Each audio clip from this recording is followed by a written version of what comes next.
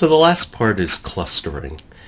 And basically you can put your resources together and create your own critical mass. And so techno-clusters could actually be like universities. Some research universities have much greater resources than others.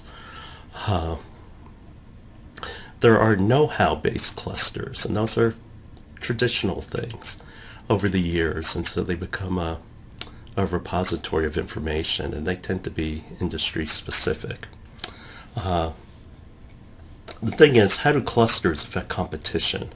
And it can increase productivity of companies in the cluster. This is why the United States, for example, has been the leader in technology-based businesses for well over 100 years. It could drive innovation in the field, and it can stimulate new business. And so, to read more, watch more about it. Oh yeah, I know this is annoying. You can watch these Michael Porter YouTube videos. Now, this is, one more slide that I skipped. And so, here's where you can actually look at different places around the world and where they've put together clusters of information. Actually, what you see is like the financial centers of the world are New York and London. That's pretty much agreed on. I once went to Italy because I found out that they were like the world's experts on getter materials. And it's just this little town in Italy. But anyway, here's some examples that pretty much talk about competitive clusters.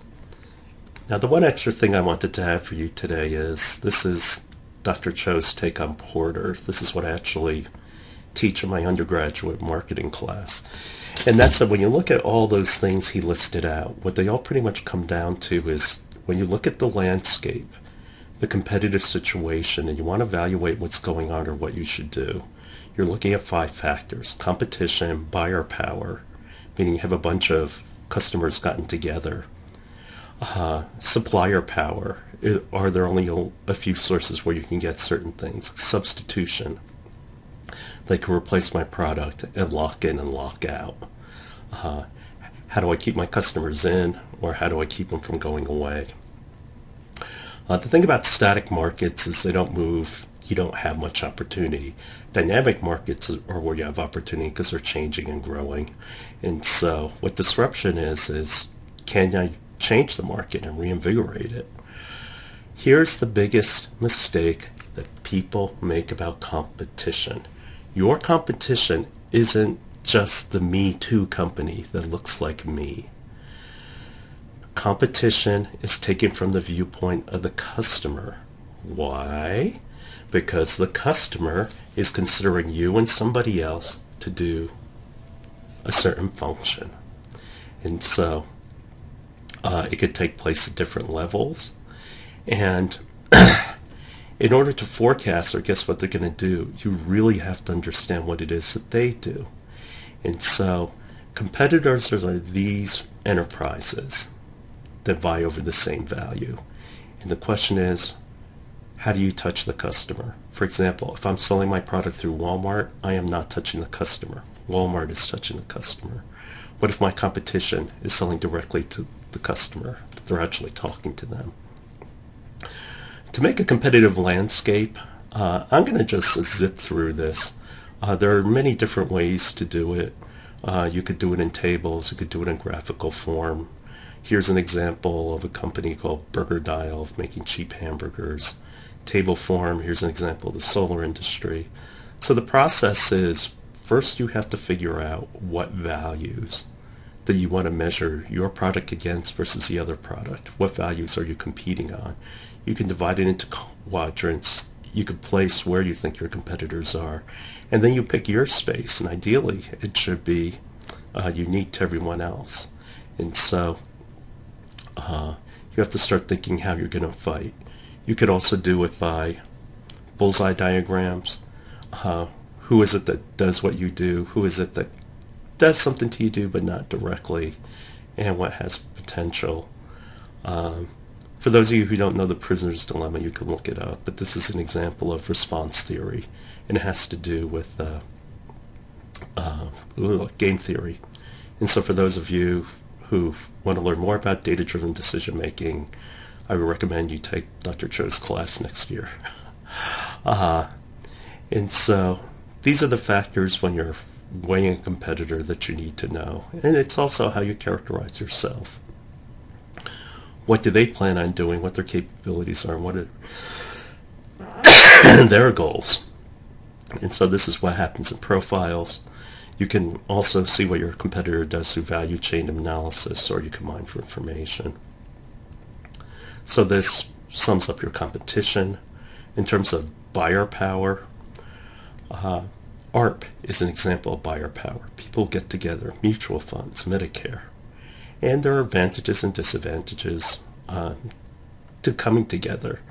Meaning, if I throw in with the entire group, guess what? I've given up all my rights. I'm now part of a group. Supplier power, defense contractors. There aren't that many defense companies left. And this is why when an industry starts to mature, what do? They all merge. OPEC, the biggest when you think about a hospital, you've got thousands of products in there that you need.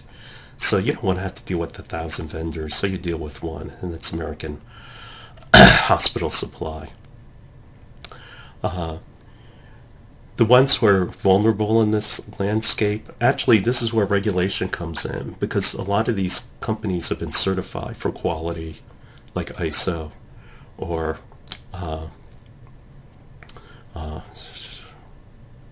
geez, I'm trying to blank, not 510K, CGMP, qualified as good manufacturing practices for medical. And so the people who are vulnerable to this part of the landscape are those where you can find sources overseas to substitute for you. Substitute products are basically alternatives. There's more than one way to doing something, and substitution tends to be overlooked. People get tunnel vision. They think, oh, we're the best product. Well, you may not be. Examples of substitution, I need new eyeglasses, but the eyeglass companies are actually competing against LASIK. Angioplasty versus open heart surgery, or saddle versus cable TV. Totally different products, but they provide the same function. And so new entrants typically go after the substitute product.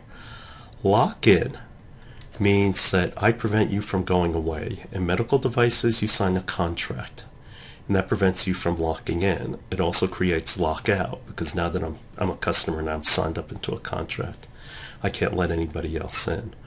Software, how do they lock you in? Education. Once you learn a piece of software, you don't want to switch over to something else because you're familiar with it. This is why pretty much every software program looks like a Windows program, you know, with the bar across, file over here, so on and so forth. And the reason why software writers do that is because if they use a different format that's more education, and it would scare you off. They want to give you something as seamless as possible. Pharmacies lock you in through their frequent buyer. They have all your insurance information and everything else. Here are examples of lock-in. Things like loyalty programs. Brands try to lock you in through emotional attachment. Maybe there's a social lock-in. Maybe, in an example of social lock-in, cell phone companies. What do? Friends and family, right? It's a social lock-in. I had AT&T, and then I switched to Verizon. Why? Because my daughter had it. So unlimited texting and unlimited calls between members of the family. Lockout is trying to keep people out, and so patents do that. We talked about Walmart, Intel. Basically, they make a unique pinout that only their microprocessor can fit into, so no other processors can come into motherboards. And then there are entry costs, which we've already talked about. And so your generic strategies is you can go straight at somebody. You can try to encircle them, and that's to have a presence in just about everything. That's what Toyota does. You can go around them altogether, meaning don't compete with them head to head, and that's what Tesla's saying. We're not a regular car. You can flank, basically go after one segment, or hit and run, and this is what startups do. So anyway, that's Dr. Cho's view of Porter and competitive advantage.